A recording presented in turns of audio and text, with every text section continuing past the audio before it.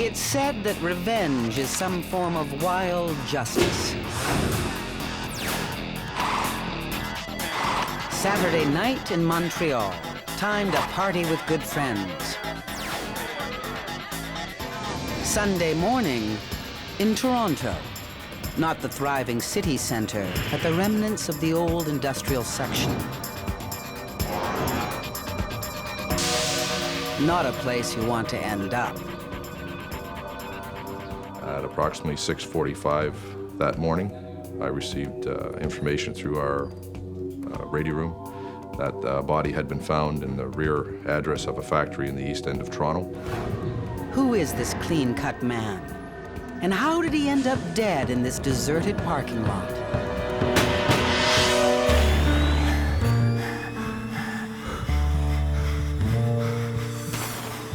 In true crime, investigation and conviction may take years.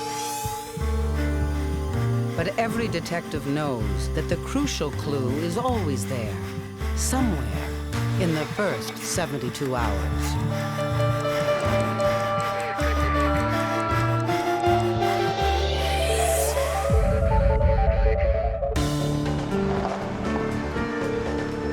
June 6th, 7 a.m. Detective Terry Wark arrives at the scene. When we located him, he was lying with his eyes wide open. And there was obvious signs of blood on his body and on his left pant leg. Other than that, there was no other physical injury that we could see. No weapon is found. On the body, no ID. Nothing but a distinctive silver pendant and a phone card. Police traced 3 calls made on it, one to a home in Montreal. We left a message that whoever answered this message to contact the Toronto Police Service and ask to speak with us. The only other evidence in the parking lot is a set of distinctive tire marks. There was a noticeable tire print leading up to his left shoe, over his shoe, and then continued. The tire print is unusual. Too wide for a car, not wide enough for a truck. The next morning, the autopsy report comes in. He had a major injury to the spinal cord at the base of the neck, and another major injury was to the left side of his head. There was a large stab wound there that pierced his skull and into his brain. The victim has 19 stab wounds. Some are deep gashes. None are defensive. This man was stabbed in the back over and over again. In homicide investigations where a knife is used, you expect to see defensive wounds on victims, in that it's a very violent way of dying. It's a very violent attack. We believe he was taken by surprise, and in that he may have known his attacker.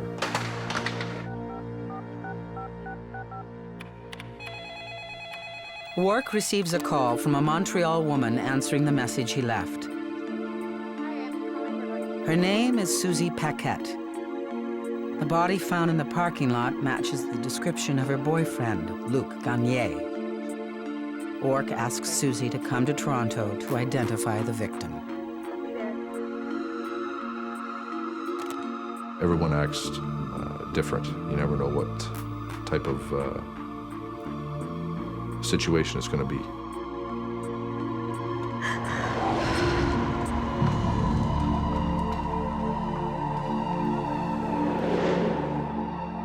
With this young lady, when she observed her boyfriend, she became very emotional, and to the point where she wanted to touch him and hold him.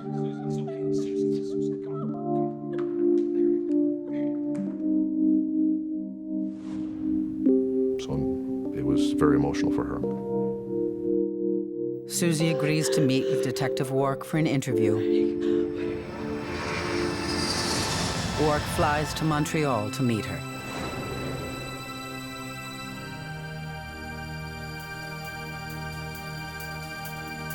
Susie tells him she's been living with Luc for just over 2 years. They were in love and living the good life together.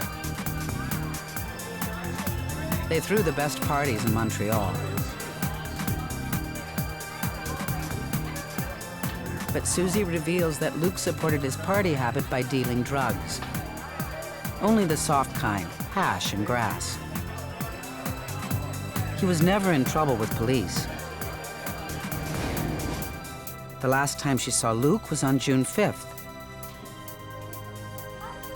He was heading for Toronto on business with his friend David Marshall. Nothing out of the ordinary. Wark runs a routine check on Gagné and Marshall with the Montreal police. Gagné's record is clean, just as his girlfriend said. Marshall is another story. He's well known to authorities as a major cocaine dealer. A few years ago, he was convicted for possession and is currently out on parole. Wark asks Montreal police to put Marshall under surveillance. He wants to learn about Marshall's world before he approaches him. Marshall is observed buying a new cell phone. He then leaves the Montreal area. He was followed across the 401 through Toronto and then stopped at a service area west of Toronto where he met with two males, and they were observed to have a lengthy conversation near Mr. Marshall's vehicle. Wark gets his first close look at Marshall and the company he keeps. They were known drug dealers, and they were also on parole, and we believed still involved in illegal activity. Wark realizes it's going to be a much tougher investigation than he thought. If Gagné was connected to this world, it's not just about selling a little hash to friends. This is a treacherous world, ruled by an unbreakable code of silence.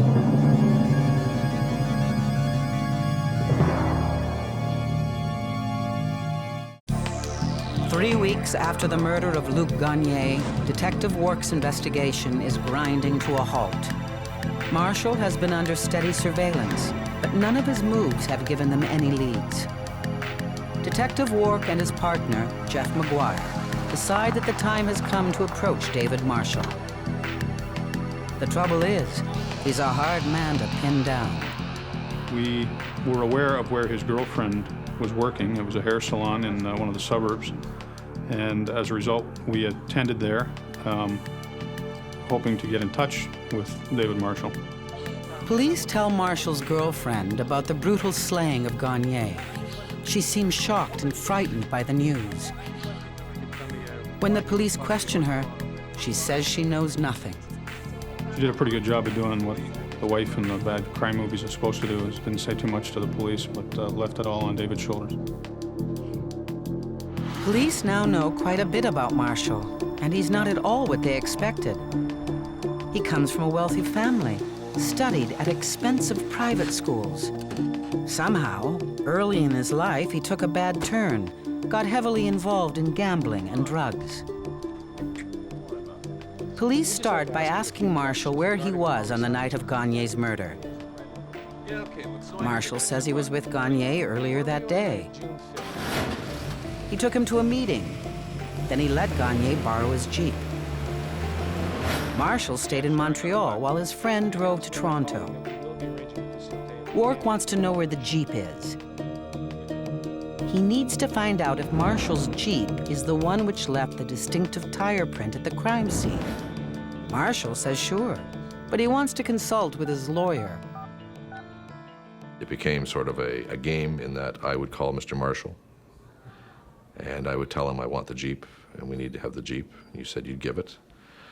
And he'd say, okay, I'll get back to you. He would hang up, and then 5 minutes later, his lawyer would call me and tell me that the Jeep is not available at this time.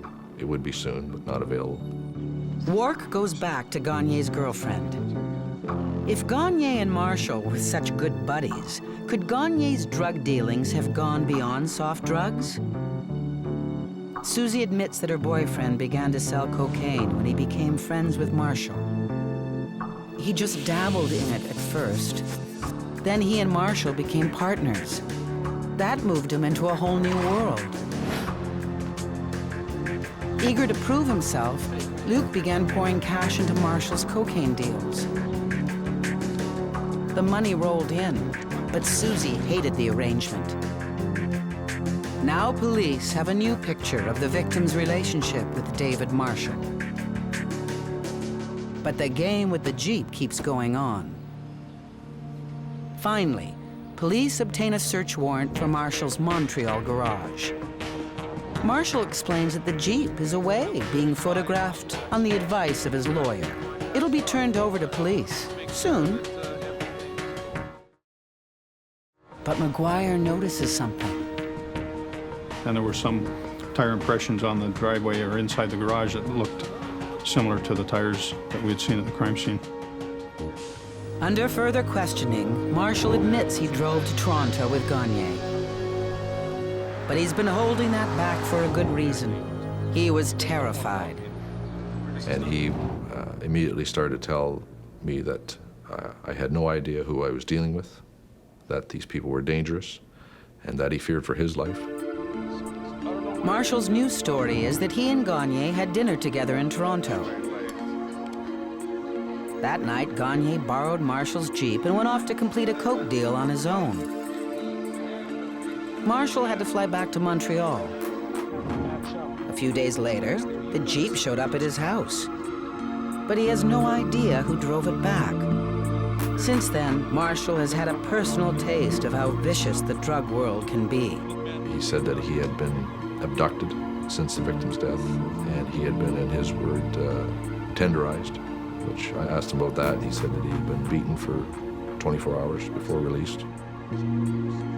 Marshall's explanations are plausible, but Wark and McGuire need to check out his story. They need to retrace Marshall's each and every move that night. The best way to track him: obtain search warrants to access his cell phone records. Cellular telephone companies provided me with all kinds of new phone numbers. Every phone number that dialed into or out of David Marshall's cell phone now became another small piece of evidence, if you will, that had to be examined. Each phone call Marshall made that night is triangulated to give detectives the precise location the call was made from. We could place him at the time in Toronto, around the time of the murder, and then the next early morning hours of June 6th, returning again across the 401 back to Montreal. Marshall had lied to them again. The cell phone records prove that he didn't fly back to Montreal, he drove. But was he in the missing black Jeep? Finally, police get a break. A Montreal investigator from the Homicide Squad that was working with us got an anonymous call telling him that the Jeep was at a mall, in the parking lot of a mall in South Montreal. Wark has it transported to the Forensic Sciences Center in Toronto. Although the Jeep looks clean, an ident officer takes samples, hoping to detect minute traces of blood. But what is of most interest to the police are the tires. Although tires look very similar, each and every one has a unique identity. Roy Gilbert is an expert in the forensic identification of tire marks. There's many characteristics that are designed to actually build in our class characteristics the tire has, and the element shape is one of them. The number of ribs in the tire is another. The cyping detail is another. And these cypes are tiny little cuts made into the actual elements themselves. Cypes, which allow the tire to better grasp the pavement, are laid out in a very specific pattern. Using an inking process, Gilbert gets an impression of the black Jeep's tire. He compares that impression with an acetate of the tire print left in the parking lot. It's a match, but Gilbert is looking for something more conclusive and finds it: a unique tire detail that registered on Gagne's shoe. There was a cype detail that was visible on the edge of the shoe, and this cype detail had two tiny little tears. It was a small piece of rubber that had been actually cut out, and it was just flapping on the face of this tire. This reproduced on the shoe. Very unique thing to have occurred. That was the best impression you could possibly get, is to have that tire run over the shoe at that location.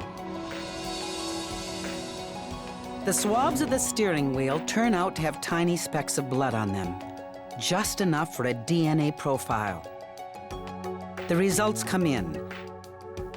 The blood in the car matches the DNA of the victim. Police now have Gagne's blood in the Jeep and Marshall's Jeep at the scene. Although they strongly suspect that David Marshall is the killer, they have nothing to connect him personally to the murder.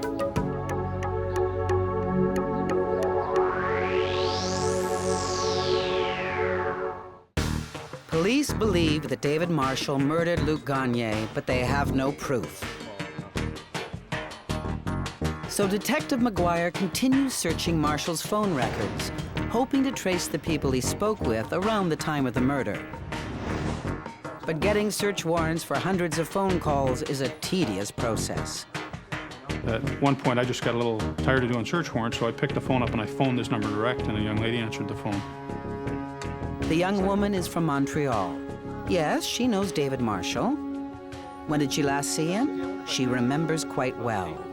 It was very early one morning at the beginning of June.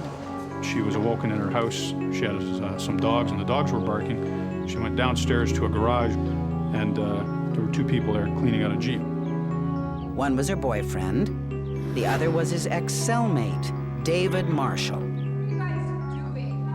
But when police ask the woman if she's willing to give them a written statement, she backs off and refuses. Her comment was something like, I'm not going to change my mind. You can call me in 3 days, 3 years, or 30 years. I am never telling you anything. Police are closing in on Marshall, but they still don't have a motive. Why would he stab his friend to death? Once more, Wark turns to Susie for help. All she can offer is that Marshall may have resented Luc's growing success.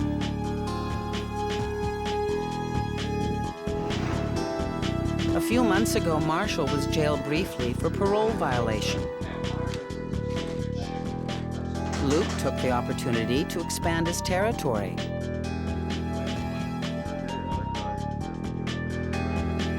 By the time Marshall got out, Luc had become the big player.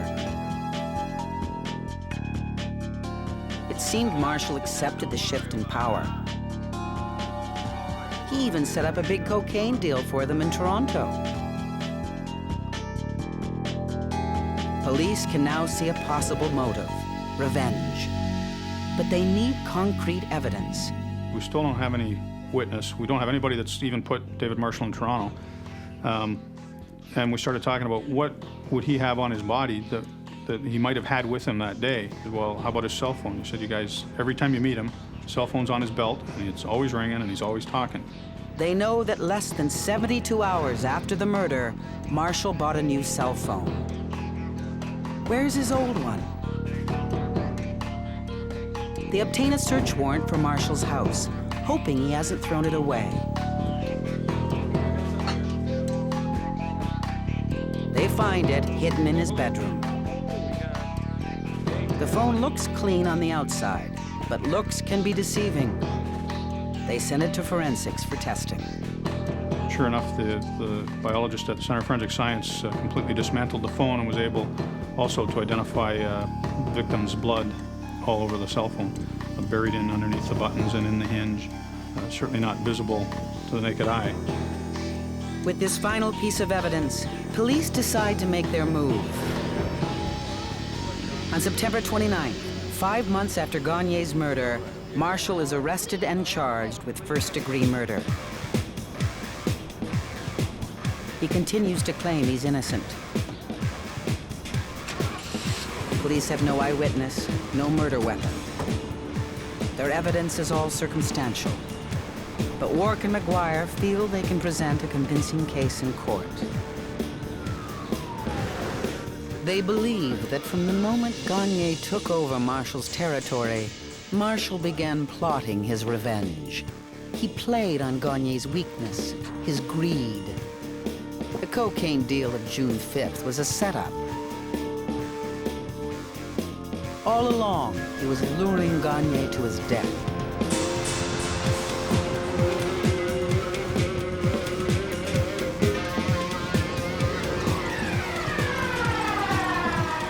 Marshall wined and dined Gagne that night in a Toronto bar, softening him up for the double cross.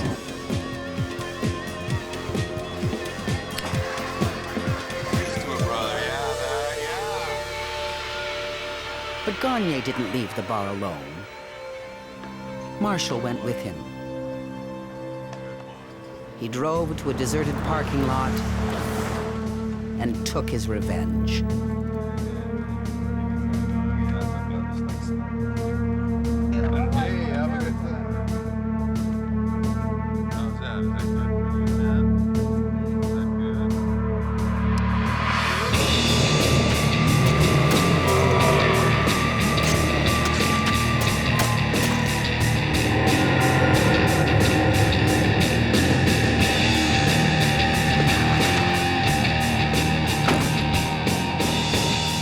Marshall drove away, unaware he had left his signature behind. The tire print on Gagne's shoe found in the very first hour of the investigation. With Gagne out of the picture, Marshall was back in charge.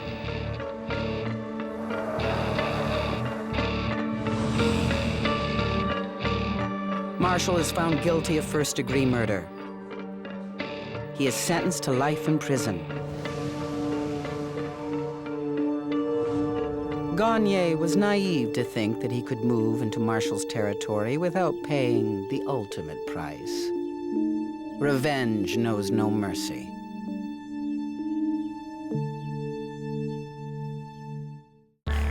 The stories on 72 Hours are true. The detectives and forensic scientists are the ones who actually worked on the case. The names of the victims are fictitious. The names of the convicted are real.